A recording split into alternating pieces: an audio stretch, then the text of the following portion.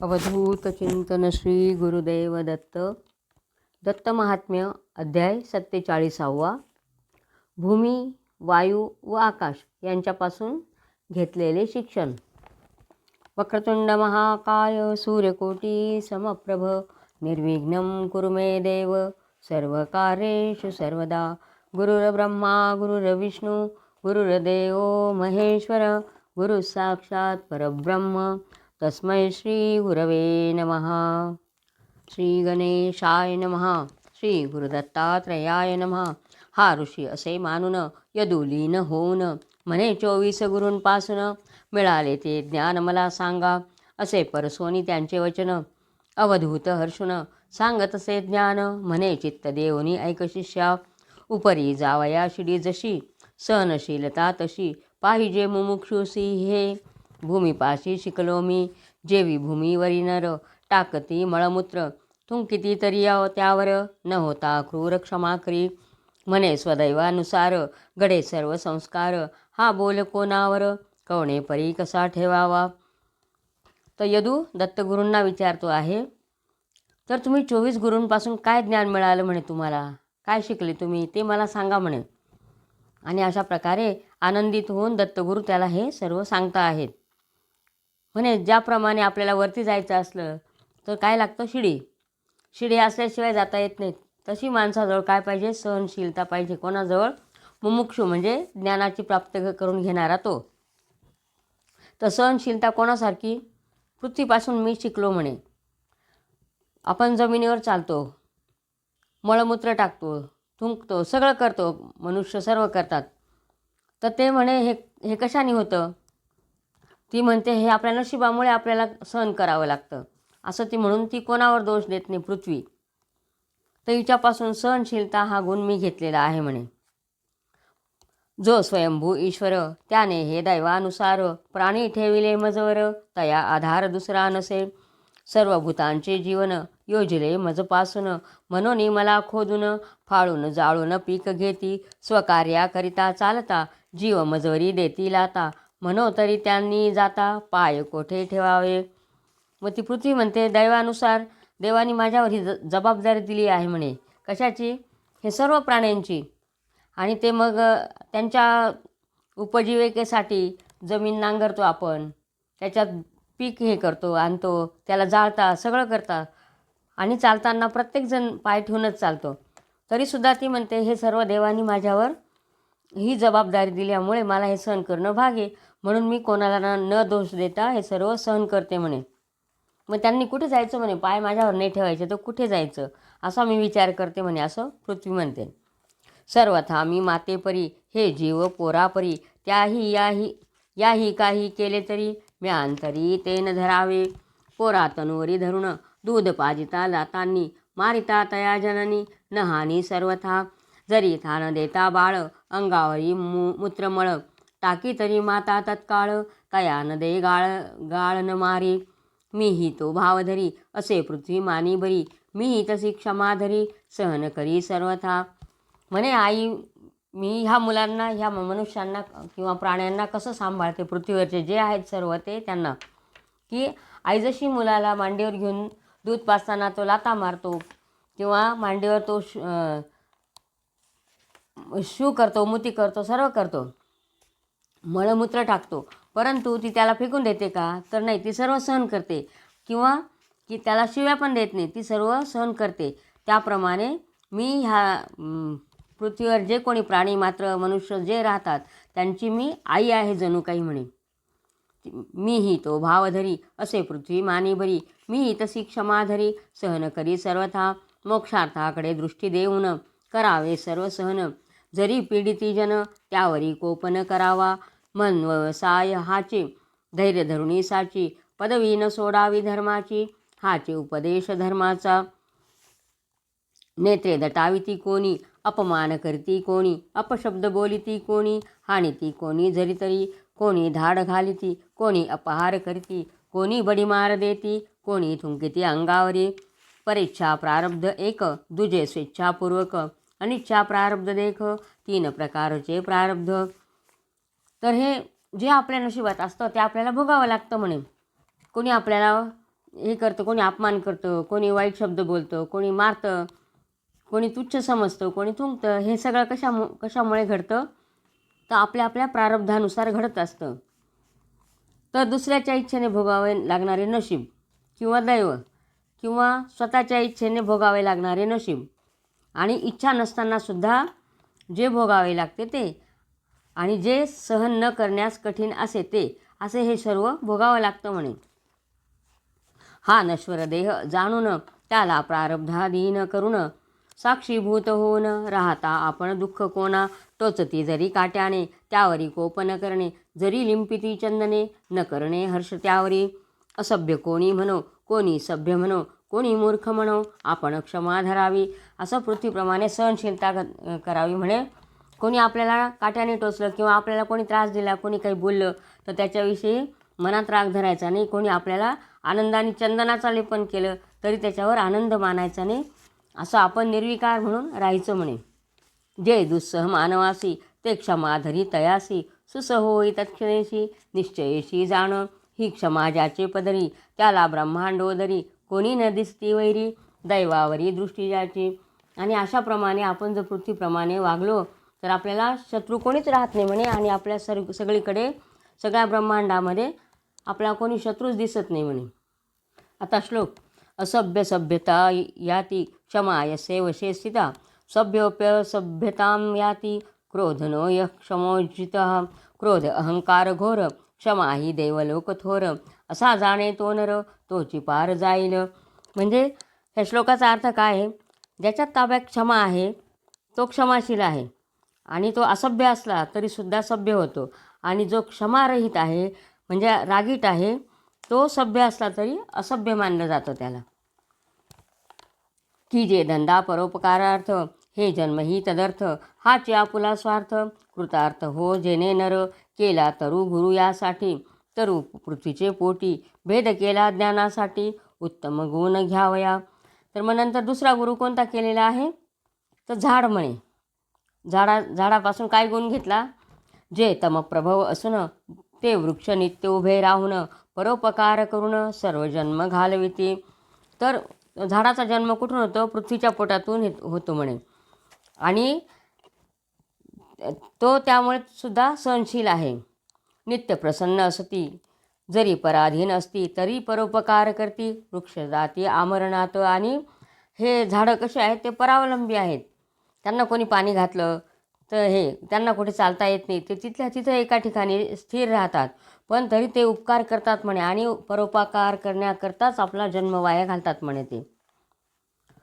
पक्षी विविध येऊन वरी राहती बसून, कित्येक घरे करून राहते तयान निवारती, भय शंका न धरिती, शीत उष्ण शोषिती, जरी पशुपाला खाती तरी न होती वृक्ष दुःखी. तोडिती कोणी उपटती, कोणी मुळ्या काढिती, कोणी साल काढिती, कोणी तोडती फुले.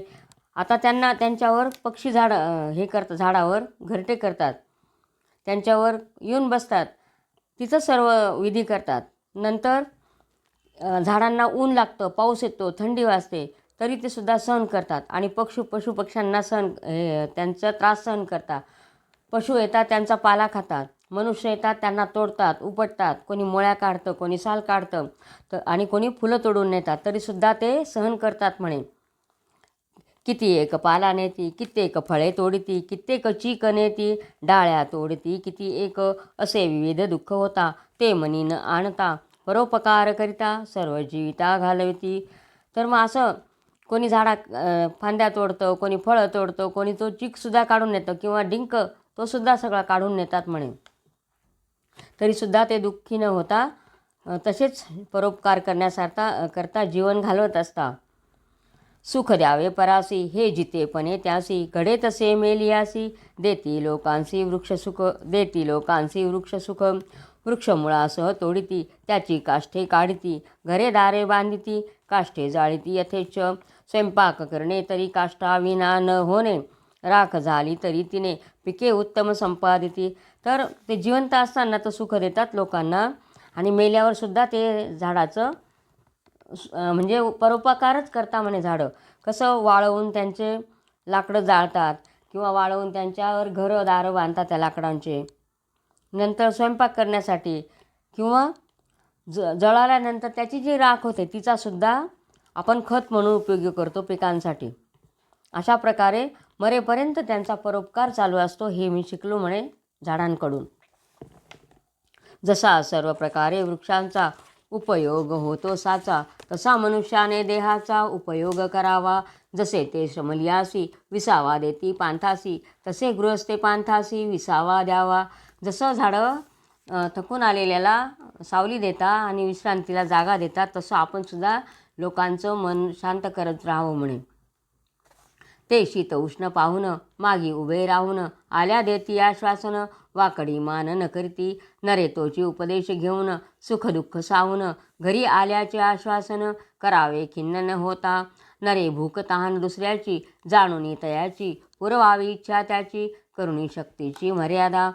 आणि अशा प्रकारे आपण सुद्धा आपल्यामध्ये पण सहनशीलता यायला पाहिजे. आपल्याकडे कोणी आलं तर त्याचं आदरातिथ्य तोंड वाकडं न करता करायचं म्हणे. आणि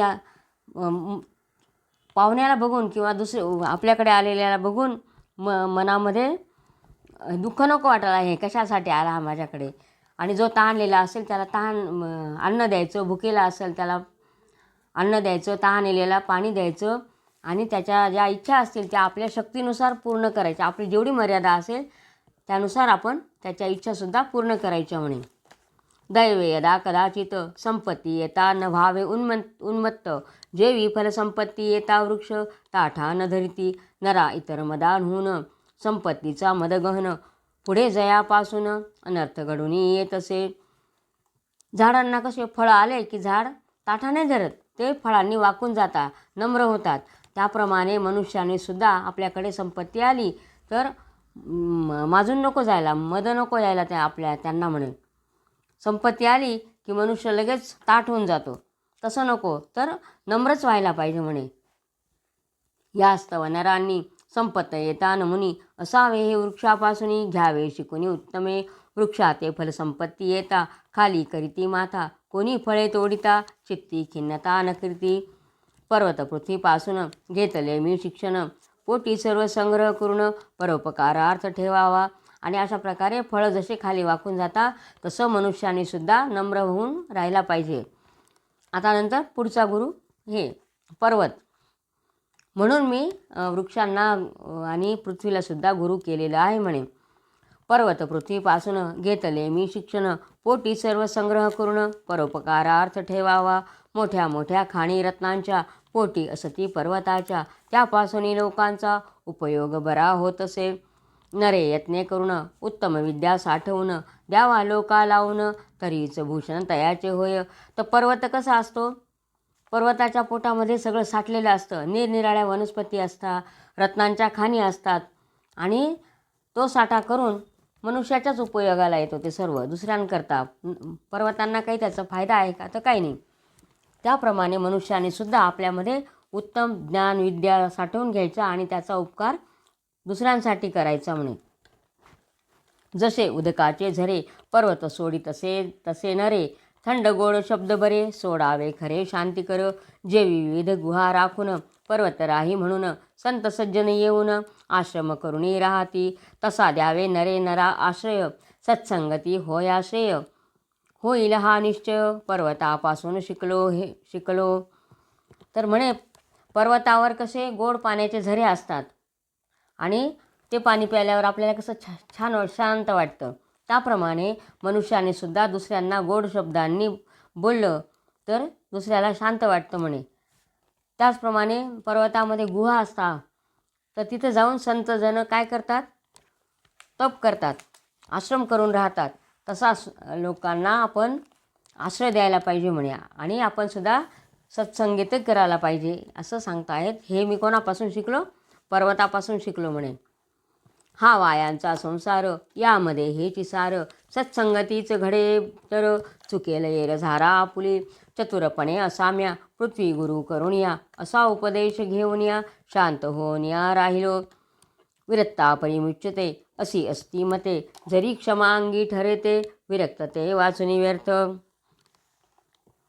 म्हणे संसारामध्ये काय आहे, शेवटी सत्संगती जर घडेल आपल्याला तर त्याच्याने सत्संगती घडल्यामुळे आपली जन्म मरण्याचा फेरा चुकतो म्हणे. आणि अशा हे मी मान्य करून किंवा जे विरक्त असतात ते मुक्त होतात. कशामुळे? तर सत्संगतीमुळे. पण त्यांच्या अंगी जर क्षमा नसेल तर ते सुद्धा व्यर्थ ठरतं म्हणे. म्हणून काय करायला पाहिजे? सत्संगतीच करायला पाहिजे म्हणे. क्षमा असोनी अंगी बहिर्मुख मुख विषय भोगी न होय तो विरागी मग योगी कसा होईल जो अन्य गोडी न पाहता आहार मात्रे घे तृप्तता त्याला ये योग्यता वायू गुरु करता हे कळे. तर मग अशा प्रकारे जो एखादा विरागी आहे पण त्याच्या अंगी क्षमता नाही आहे क्षमा करण्याची, हे नाही म्हणे, तर त्याचंसुद्धा सर्व व्यर्थ आहे म्हणे. तसं ज्याला काही आहारांमध्ये तृप्तता आहे तर तेवढ्याकरता त्यांनी चौथा नंतरचा गुरु कोणता आहे? वायू गुरु केलेला आहे दत्तगुरूंनी. प्राणदेहस्थ वायू जाण त्यापासून जे शिक्षण घेतले ते सांगेन चित्त देऊन ऐकराया प्राणवायू अन्न न मिळता शिथिल होय तत्वता आहार मात्र मिळता रसाची अपेक्षा न ठेवी. तर आपण जो वायू म्हणजे कोणता? आपलासुद्धा आपण जे श्वासोच्छ्वास करतो तो प्राणवायू. आपल्या शरीरात वायू आहे म्हणून आपण जिवंत आहोत. आपण जर काही खाल्लंच नाही तर प्राणवायू येईल का? किंवा आपल्याला म्हणजे आपल्यामध्ये शक्ती येईल का म्हणे. आणि तो प्राणवायूसाठी काय पाहिजे? तर खाल्लंच पाहिजे, जेवणच केलं पाहिजे म्हणे. जो अन्य गोडी न पाहता आहार मात्रे घे तृप्तता त्याला ये योग्यता वायू गुरु करता कळे. प्राणदेहस्थ वायू जाण त्यापासून जे शिक्षण घेतले ते सांगेन चित्त देऊन ऐकराया. तर देहात राहणारा कोण आहे? तर वायूचे म्हणजे प्राणवायूच आहे म्हणे. तर तो प्राणवायू आहार न मिळाल्यामुळे शिथिल होतो. आणि आपण जर म्हटलं हे अन्न निरस आहे, याच्यामध्ये काही चव नाही बरं का, मग खायचंच नाही, तर आपण खाल्लं नाही तर आपण जिवंत राहू का? तर नाही ना. त्याप्रमाणे हे बहुमिष्ट असे हे अन्न गोड नसे हे अन्न विरस असे कदापि प्राण असे न विचारी जे चवित अन्न मिळे ते सेवून आपुला व्यापार चालवून राहे प्रसन्न प्राणवायू. जे खाद्य असे आपुले दैवयोगे मिळाले म्हणून जे मन आपुले समाधान केले पाहिजे. या भयाने जरी नर सोडील म्हणेन आहार तरी मनाला ग्लानी थोर येईल विकार वाचेला. आणि मग आपण म्हटलं हे चांगलं नाही, मग हे काय खायचं नाही आहे, किंवा याला चव आहे तर मग खायचं, असं जर त्याच्यामध्ये आपण चवीप्रमाणे किंवा आवडत नाही म्हणून खाल्लं नाही तर आपल्याला शक्ती येणार नाही आणि आपण मरून जाऊ, जिवंत राहणार नाही म्हणे. हे आणि आपल्याला बोलणंसुद्धा सुचणार नाही म्हणे. ही शून्य होता दोन्ही ज्ञान जाईल नासुनी मग मुक्ती तरी कोठुनी येईल शयनी लोळता आनंदाचाही मग सर्वथा होईल भंग मिताहार नसता योग सर्वथा व्यंग होईल. आणि मग आपण म्हटलं की थोडंसंच खायचं किंवा खायचंच नाही तर आपण नुसतं पडून राहू आणि मग आपल्याकडनं कोणतंच सेवा होणार नाही आणि मग मुक्ती कशाची मिळेल? काही मिळणारच नाही मग. असं जो बहुस्वादिष्ट अन्न खाई पोट भरून त्याचेही चित्त विक्षेपून न होय ध्यान सर्वथा सर्व रसरसना जाणे तिच्या नादा लागता क्षणे परमार्था वाचुनी मुकणे जन्म घेणे घडे पुन्हा. आणि एखादं आवडलं म्हणून खूप खायचं पोट भरून खायचं, पण त्याच्याने सुद्धा आपल्याला त्रास व्हायला लागतो आणि आपल्याकडून ध्यान होईल का? मग नाही होणार. म्हणून जेवढं लागेल तेवढंच खायचं आणि त्याच्याने आपला वायू हे होईल म्हणे, शरीरामध्ये वायू राहील आणि आपण जिवंत राहू म्हणे. जो हे विरस ते सरस असे पारखी अन्नास थोडे मीठ पडता त्यासई एकही ग्रास न गिळवे सुविद्य अथवा अविद्य नर सर्व रस जिंकी तर तोची जाणावा ईश्वर हो का नरदेहाने. आणि आपण आपल्यामध्ये एखादा थोडा मिठाचा कण जास्त झाला मग अन्न सोडून द्यायचं, नको हे चांगलं नाही झालं बरं का, खायचंच नाही. तर त्यांनी जो काही शिकलेला असेल किंवा ज्याच्याकडे विद्या नाही अविद्या आहे तर त्यांनी काय केलं पाहिजे? रसना जिंकली पाहिजे. म्हणजे जे आलं ते आपल्याला गोड मानून घ्यायचं, तर आपण जिवंत राहू म्हणे.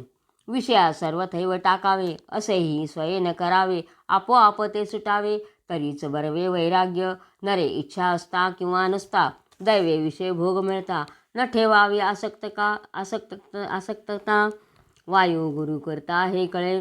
तर मनुष्याने कसं वागायला पाहिजे?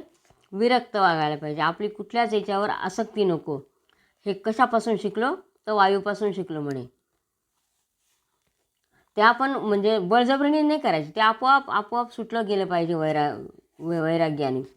जो गती करिता वात शीत उष्ण मार्गात भेटता न हो आसक्त न शिवे तो गुणदोषा नरे शुद्ध स्वभावे राहावे गुणदोषादी न पहा मानावे शीतोष्णात फिरावे न रमावे कोठेही.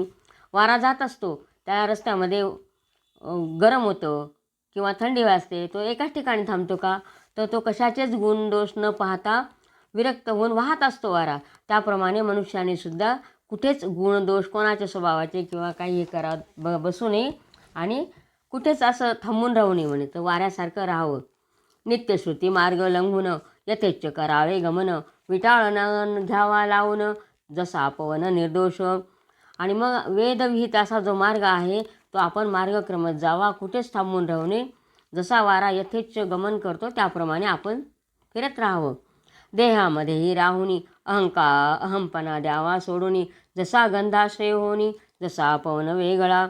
किंवा एखाद्या ठिकाणी जर सुवास मिळाला त्या वाऱ्याला, तो तिथं काही थांबून राहत नाही. त्याप्रमाणे आपण सुद्धा आपला अहंभाव सोडून एका ठिकाणी थांबून राहायचं नाही.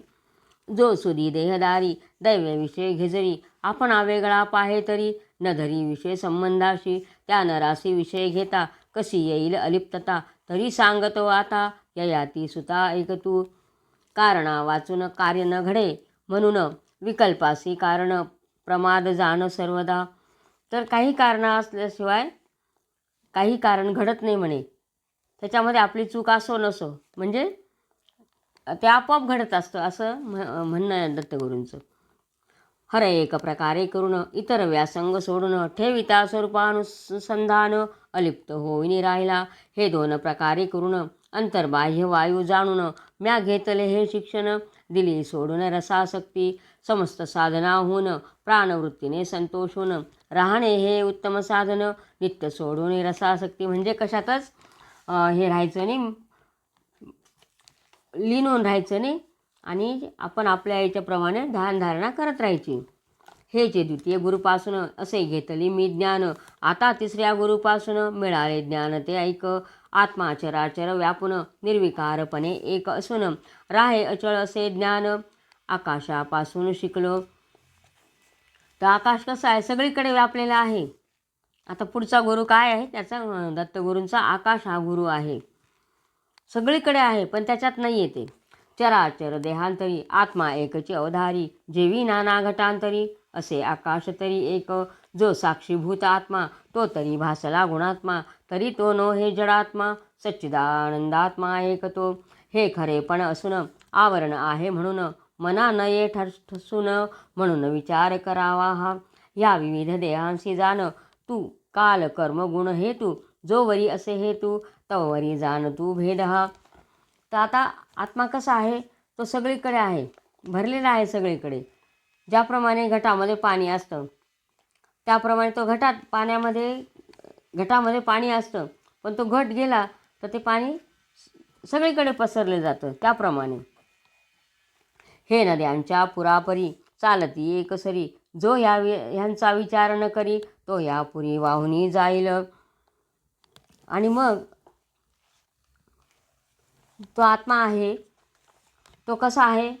आपलं जीवन कसं आहे? नदीच्या पुराप्रमाणे आयुष्य आपलं चाललेलंच आहे म्हणे. आणि ते कसं राहायला पाहिजे? आकाशासारखं निर्मळ. गुणांचा जो क्षोभक त्याला काळ म्हणती लोक. जे जन्माला निर्मित एक नृपा ऐक कर्म ते. जे त्रिविध गुण सत्वरज तम म्हणून तेची उपादान कारण घड्याला कारण माती जशी. जे आद्यांती नसती ते देहमध्ये भासती त्याला हे कारण असती. काल कर्म गुण जाण चराचर देह जाण काल कर्म गुणाधीन हे सिद्ध असे म्हणून नश्वर जाणते सर्व. तर मनुष्य असतो त्याच्यामध्ये काय असतं? मनुष्याचा देह कसा आहे? जसं मातीचा घडा आहे, त्या घड्याला काय कारण असतं? तर माती जशी कारण असते तसा हा जो देह आहे तो फक्त आत्म्याला धरून ठेवतो. आणि त्याच्यामध्ये काय असतं? काल कर्म गुण हे त्याच्यामध्ये असतात म्हणे. आणि हे सगळं कशासाठी आहे? तर हे देह हा नश्वर आहे हे सिद्ध व्हावं म्हणून. भूता यदा कदाचित कालकर्म गुणांचे विभाग होत ते दवा अकस्मात देह नासत असे हा. आणि ह्या कालकर्म गुण जे आहे ते वेगळे झाले की हा देह नष्ट होऊन जातो. समस्त देह मेले तरी आत्मा न मारी तो आकाशाचे परी निर्विकारी व्यापक एक मग द्वेष्टा कोण प्रिय कोण आत्मा एकची परिपूर्ण मनसी प्रसिद्ध जन्ममरण हे कोण दूरी करी. जसं आकाश कसं आहे निर्विकार आहे आणि देह जर मरून गेला पण आत्मा हा नश्वर आहे ना, तो फिरतच असतो, तो निर्विकारी म्हणून इकडे तिकडे फिरत असतो. मग त्याला कोण आवडतं कोण आवडतं हे आत्मा म्हणतो का, तर तो म्हणू शकत नाही. असं जव दोष दृष्टी असे तव हे भासत असे आकाशा तळमलिनता नसे परिभासे ती मूढा हो का भली दिसत शरीरे ती तेजोन्नल जलविकारे येती जाती अशी अभरे वायूच्या जोरे आकाशे. आता आपली जी दृष्टी असते त्या दृष्टीला वरती आकाश आहे ते मलिन असं मोठं दिसतं, त्याचं जे तळ आहे ते मलिन असं दिसतं म्हणे. पण ते तसं असतं का, नाही, पण ते आपल्याला असं भासत असतं. आणि जे शरीर आहे ते कसं आहे, अग्नी अन्न आणि जल यांच्या परिणामामुळे ते कसं ढगांसारखं असं जसा आकार आहे त्याला त्याप्रमाणे तसं दिसतं म्हणे ते. जो का नियंता आत्मा एक तो सर्व देह व्यापक जरी देह अनेक तरी एक प्रत्यगामहा. आणि जीवात्मा कसा आहे सर्व देहांमध्ये व्यापून गेलेला आहे, तो एकच आहे पण सगळ्या देहांमध्ये तो असतोच आत्मा. देहास तो हाले चाले असे जरी भासले तरी तो न हाले न चाले असे जाणिल्या महाराजा. जो देहयोगी आत्म्यास दिशे आकाराचा भास तो जेवी आकाशास घड्याने आकार भास दिसे तसा. तर देहाचा आकार म्हणजे आत्म्याचा आकार कसा आहे, देहामध्ये आहे म्हणून तो देह हालचाल करतो, म्हणून तो आत्मा हालचाल करतो. मग तो कशाप्रमाणे भासतो, आता घड्यामध्ये पाणी आहे, पाण्यामध्ये आकाश दिसतं, त्याप्रमाणे आपला जो आत्मा आहे तो असतो देहामध्ये. जरी अचळ आकाश असे तरी घड्याबरोबर जसे चालत तसे असे भासे परी नसे तसे ते. तो जेवी अचळ आत्मा तसा निश्चळ देह चालेल तरी अढळ तो केवळ अकंप महर्दशा म्हणून वेद बोले ज्या लागून तो अप्रतिम जाण तया कोण हलवेल. आणि ज्याची महान अशी कीर्ती आहे असा तो आत्मा त्याला कोण नाही करणारे म्हणे. म्हणजे त्याला कोण हलवल, स्वतः देह चालवतो त्याला. आत्मा यापरी निराभास त्याचा कोण करील नाश जसा घटता फुटता आकाश अविनाश न फुटे. आणि घडा फुटल्यावर आकाश वरती जातं, पाण्यात दिसतं का, तर नाही. त्याप्रमाणे आत्मा हा कसा आहे भ्रमरहित सदृश्यरहित आहे म्हणे तो. फुटे मृत्तिकेचा पिंड ते विमरता देहपिंड आत्मा न मरे तो सुदृढ तो अखंड अज सदैव. आणि आत्मा कसा आहे अज आहे म्हणजे जन्मरहित आहे म्हणे, तो अखंड आहे. आणि मातीचा घटा फुटला तसा देह हा मरून जातो पण आत्मा जिवंत राहतो म्हणजे आत्मा तसाच राहतो आणि तो अजय आहे, जन्मरहित आहे. हो मृत्युंजय तच्चिंतक यापुढे बापुडा तक जो प्रत्यगामा तेच एक ब्रह्मविवेक साहसे. आणि जे लोक ज्ञानरूप नावेने अनंत अपारशात अज्ञानसागरातून तरून जातात ते भाग्यवान आकाशासारख्या व्यापक आत्म्याला जीवात्म्याहून अभिन्नतेने पाहून आत्मरूप होतात म्हणे. ये आता हे असे या तिन्ही देहांचा संग नसे तयाचा भेद नो हे हासाच्या आकाशाचा शिष्य जाणे हे. ये तीर्वा पारम ज्ञानम सागरम ज्ञान नौकया आकाशकल्पमात्मानं प्रपंचम त्या यात्यभेदतः. असे विज्ञान म्याराया आकाश गुरु करोनिया मिळविले म्हणूनिया सोडिले भया एकत्वे. आणि अशा प्रकारे आकाश हा मी गुरु केलेला आहे म्हणे असं दत्तगुरू सांगता आहेत. इति श्रीमत्परमहंस वासुदेवानंद सरस्वती विरचिते श्री दत्त महात्म्ये सप्तचत्वारिंशोऽध्यायः. श्री गुरुदत्तात्रयार्पितनमस्तु. अवधूत चिंतन श्री गुरुदेव दत्त.